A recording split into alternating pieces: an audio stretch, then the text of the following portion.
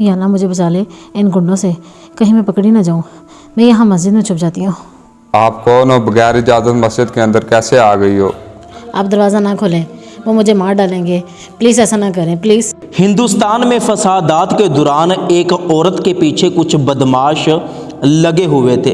वो अपनी जान बचाते बचाते एक मस्जिद में आ गई। उस मस्जिद के अंदर एक हाफ़िज़ कुरान कुरान पाक पढ़ रहा था। उस हाफ़िज़ कुरान की नज़र अचानक उस औरत पर पड़ती है। वो उस औरत को गैर शरई हालत में देखकर बड़ा परेशान होता है। उठकर उस औरत के पास जाता है और उसे कहता है, आपने ऐसे दरवाज़ा क्यों बंद कर लिया? आप कौन हो? यहाँ पर क्या लेने आई हो? वो औरत जवाब देती है कि मेरे पीछे कुछ बदमाश लगे हुए हैं, वो मुझे जान से मार डालेंगे। आपकी मेहरबानी, आप दरवाज़ा ना खोलना। हर तरह का गुस्सा मिन्नतों समाज करने के बावजूद भी उस औरत ने इस लड़के को दरवाज़ा ना खोलने दिया। लड़के ने कहा कि यहाँ पर मेरी इज्जत को खतरा है, लोग बदगुमानी करेंगे कि आप हाफिज होकर मस्जिद में औरत को बुलाते हो, तो इस तरह मेरी इज्जत खराब हो जाएगी।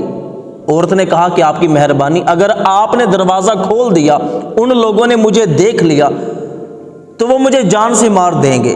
आप बस आज एक रात मुझे इस मस्जिद में गुजारने दो। ना चाहते हुए भी उस हाफ़िज़ कुरान ने उस औरत से कहा कि अगर आपकी जान को वाकई ही खतरा है तो आपकी जान बचाना तो फिर मेरा फ़र्ज़ है कि ठीक है, आप आ जाएं, मस्जिद में बैठ लें, रात गुजार लें।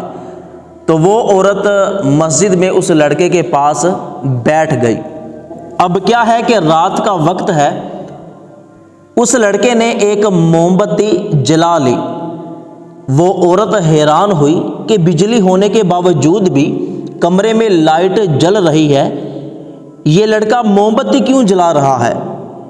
वो लड़का थोड़ी देर बाद अपनी उंगली मोमबत्ती की आग पर करता। जब उसकी उंगली जलने लगती, वो अपनी उंगली को फिर पीछे कर लेता और वो साथ साथ कोई दीनी किताब पढ़ रहा था। वो थोड़ी देर बाद फिर ऐसे करता कि अपनी उंगली को मोमबत्ती की आग पर करता। जब उंगली जलने लगती तो फिर अपनी उंगली को पीछे कर लेता। औरत बड़ी हैरान हुई कि ये लड़का पागल है या बेवकूफ़ है, ये किस तरह की हरकतें कर रहा है। वो हाफिज़ कुरान सारी रात यही अमल करता रहा, सोया नहीं। जब सुबह हुई वो उठा, उसने वज़ू किया, जाकर फजर की आज़ान दी, फिर उस औरत के पास आया और आकर कहने लगा कि आपकी मेहरबानी, अब आप चली जाओ, मैंने फजर की आज़ान दे दी है, नमाजी आने वाले हैं, कहीं ऐसा ना हो कि कोई नमाजी मुझे आपके साथ देख ले और मेरी बदनामी हो जाए। वो औरत उस हाफ़िज़ कुरान से कहने लगी कि ठीक है, मैं चली जाती हूँ, आपकी बदनामी नहीं होने दूंगी, लेकिन मुझे एक बात बताओ, रात को लाइट होने के बावजूद भी आपने मोमबत्ती जलाई थी और फिर बार बार मोमबत्ती की आग पर अपनी उंगली रखते थे। आप बेवकूफ़ हो या पागल हो? ऐसा क्यों करते रहे? फजूल में अपनी उंगली क्यों जलाते रहे? उस हाफ़िज़ कुरान ने जवाब दिया कि मैं सारी रात शैतान, नफ्स और अल्लाह पाक के अहकाम के दरमियान जंग करता रहा।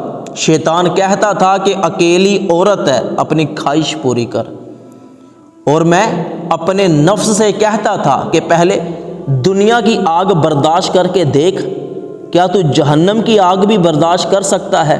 तो जब मैं मोमबत्ती की आग पर अपनी उंगली रखता, जब उंगली जलती तो मैं उंगली को पीछे हटा लेता और अपने आप से कहता कि नहीं, तू जहन्नम की आग नहीं बर्दाश्त कर सकता। इसलिए सारी रात मैं अपनी उंगली को आग पर जलाता रहा। वो औरत उस मुसलमान का दीन और अखलाक देखकर बहुत ज़्यादा मुतासिर हुई और फिर वो औरत उस हाफ़िज़ कुरान को दुआएं देती हुई चली गई।